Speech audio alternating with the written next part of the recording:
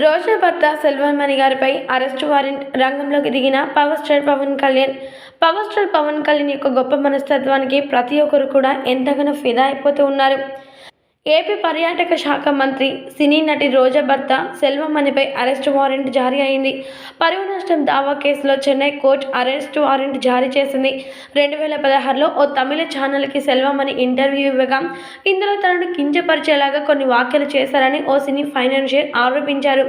ఇక దీంతో ఈ విషయం కాస్త కోర్టుల చుట్టూ తిరగడం జరుగుతుంది.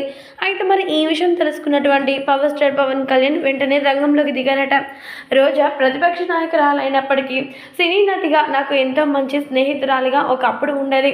అయితే ఇప్పుడు ప్రతిపక్షాల రాజకీయాలన్నీ కూడా పక్కన పెడితే తన భర్త సెల్వమణి గారు కూడా నాకు ఎంతో పరిచయస్తులు. అలాంటి వారి కోసం నేను ఖచ్చితంగా ముందు వరుసలో ఉంటానని ఆలోచించి ఏకంగా సెల్వమణి గారి కోసం కోర్టు చుట్టూ తిరగడం మాత్రమే కాకుండా తనని బెయిల్ వచ్చేలాగా చేసి ఆయన్ని ఆదుకున్నారట.